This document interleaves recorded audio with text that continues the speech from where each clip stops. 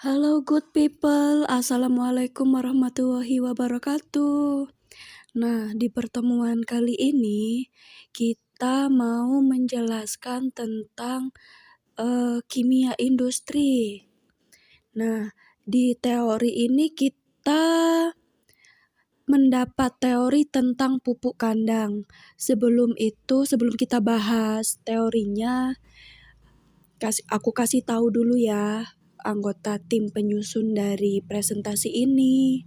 Yang pertama Irman Setiawan, yang kedua Dina Pratiwi, yang ketiga Enger Afandi, dan yang keempat Rega Gilang. Nah, oke. Pupuk kandang. Di sini aku pakai dari kotoran sapi ya. Pasti kalian tidak asing lah dengan pupuk kandang, soalnya kan di sekitaran kita pasti sudah banyak yang menggunakan itu untuk tanaman, untuk kebun kita kan. Oke, pupuk kandang itu merupakan yang berasal dari kotoran hewan yang digunakan untuk menyediakan unsur hara bagi tanaman. Pupuk kandang berperan untuk memperbaiki sifat fisik, kimia, dan biologi tanah. Nah, posisi unsur hara yang terdapat pada pupuk kandang sangat bergantung pada jenis hewan, umur, alas kandang, dan pakan yang diberikan pada hewan tersebut. Setiap jenis hewan tentunya menghasilkan kotoran yang memiliki kandungan hara unik. Namun, secara umum, kotoran hewan mengandung unsur hara makro, seperti yang pertama nih, nitrogen, fosfor, kalium, kalsium, magnesium, dan belerang. Bila dibandingkan dengan pupuk kimia sintesis, kadar kandungan unsur hara dalam pupuk kandang jauh lebih kecil.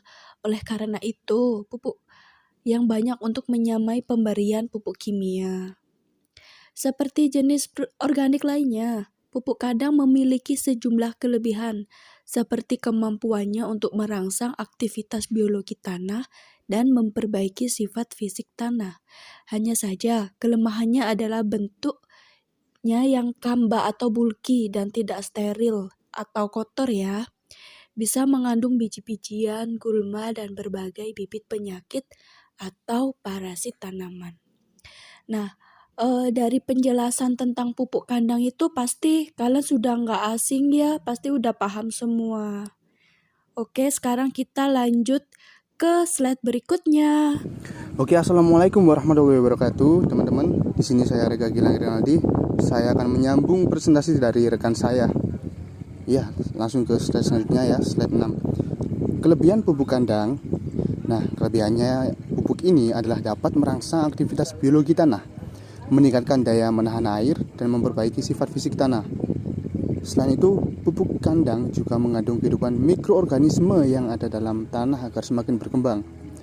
Seperti yang kita ketahui selama ini, mikroorganisme sangat berperan penting untuk mengubah sisa tanaman menjadi humus atau senyawa tertentu. Nah, pupuk ini sama seperti pupuk organik lainnya. Pupuk kandang tidak bisa memberikan hasil yang instan. Kadar unsur hara dalam pupuk yang berasal dari kotoran hewan ini masih jauh lebih kecil bila dibandingkan dengan unsur hara dalam pupuk kimia. Nah, untuk itu diperlukan penggunaan pupuk dari kotoran dalam jumlah banyak bila ingin menyamai kinerja dari pupuk kimia tersebut. Nah, berikut ini adalah contoh pupuk kandang dingin yang berasal dari kotoran sapi, kotoran kerbau, kotoran babi, dan kotoran ayam. Nah, kotoran-kotoran ini adalah pupuk kandang dingin. Sedangkan ada juga pupuk kandang panas. Nah, pupuk kandang panas adalah kotoran kuda, kotoran kambing, dan kotoran domba. Untuk ke slide selanjutnya, nah ini adalah contoh-contoh gambar dari pupuk tersebut. Ya, untuk slide selanjutnya akan dijelaskan oleh rekan saya. Terima kasih. Pupuk kandang dapat dibuat dengan cara terbuka dan tertutup. Pembuatan pupuk kandang dengan cara terbuka. Proses pembuatan pupuk kandang ini dilakukan dengan cara menimbun kotoran ternak di tempat terbuka sehingga penguraian oleh mikroorganismenya berlangsung di udara bebas. Biasanya proses penguraian dengan cara terbuka bisa berlangsung dengan cepat, tetapi akan menimbulkan risiko polusi udara bagi lingkungan sekitarnya. Jadi pembuatan pupuk kandang dengan cara terbuka ini tidak cocok untuk di pemukiman yang padat penduduk ya. Khawatirnya dikomplain sama tetangganya atau dilempari pupuknya nanti. Berikutnya adalah pembuatan pupuk dengan cara terbuka. Kotoran ternak dijemur di bawah sinar matahari selama 2 hari supaya kadar airnya berkurang. Setelah dijemur, kotoran ternak dipindahkan ke lokasi yang beratap tetapi tanpa dinding agar sirkulasi udara lancar. Sebaiknya tempat penimbunan ini lebih tinggi dari tanah sekitarnya agar ketika turun hujan timbunan kotoran sapi tidak tergenang. Setelah 2 bulan, kotoran ternak telah menjadi pupuk kandang dan siap digunakan. Pembuatan pupuk kandang dengan cara tertutup. Proses pembuatan pupuk ini dilakukan dengan cara menimbun kotoran sapi di dalam tempat tertutup yang diberi lubang. Kelebihan cara ini yaitu kotoran sapi tidak menyebar kemana-mana, tetapi proses lebih lama dan pupuk kandang yang dihasilkan tidak terlalu kering. Berikut adalah cara pembuatan pupuk kandang dengan cara tertutup. Dibuat lubang pada tanah dengan ukuran sesuai jumlah kotoran sapi yang akan diproses. Sebaiknya dinding lubang dilapisi dengan semen untuk mencegah rembesan air dari lubang luar. Dasar lubang diberikan apa adanya agar air yang masih terdapat pada kotoran bisa menyerap ke bawah. Kemudian kotoran ternak dimasukkan ke dalam lubang tetapi tidak sampai penuh. Selanjutnya dibiarkan selama 3-4 bulan hingga kotoran ternak terdekomposisi secara sempurna menjadi pupuk yang siap digunakan.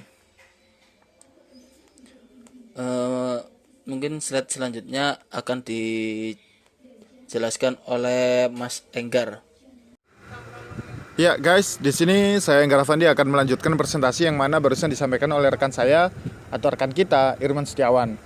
Di sini saya akan menjelaskan selain dengan 2 cara di atas atau yang telah disampaikan oleh rekan kita barusan, pupuk kandang juga dapat dibuat dengan menambahkan EM4. Berikut merupakan cara mudah dalam membuatnya. Yaitu langkah pertama yang harus disiapkan adalah bahan-bahan seperti kotoran ternak, jerami padi atau cecah, jangan lupa EM4-nya, dan terpal atau bahan lain untuk penutup.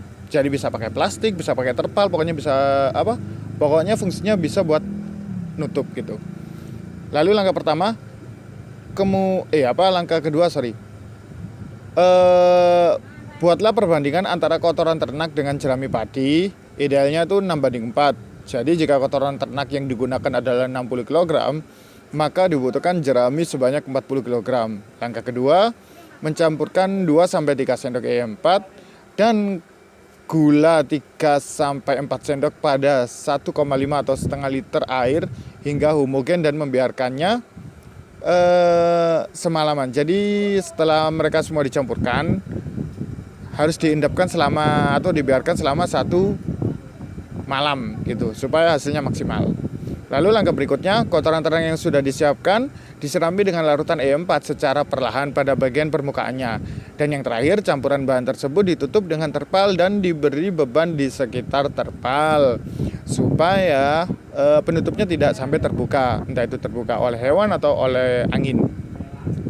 Lalu di slide yang berikutnya atau slide yang ini adalah langkah-langkahnya atau gambarannya lah. Ya, sudah dipahami. Kita ke slide terakhir. Proses pengomposan membutuhkan waktu sekitar 30 hari yang ditandai dengan suhu panas di permukaan bakal kompos. Selama proses ini dapat dilakukan pengadukan selama atau setiap 3 hari sekali untuk membantu proses aerasi. Tanda pengomposan sudah selesai adalah saat suhunya tidak tinggi lagi. Pupuk kandang dari kotoran ternak siap untuk digunakan. Ya, terima kasih telah mendengarkan presentasi dari kelompok kami. Kami minta maaf jika ada salah kata yang kurang berkenan di hati para pendengar atau para pemirsa yang menyaksikan video kita. Tetap dukung kami dan support kami untuk membuat konten-konten berikutnya. Dan akhir kata kami ucapkan terima kasih, minta maaf, dan wassalamualaikum warahmatullahi wabarakatuh.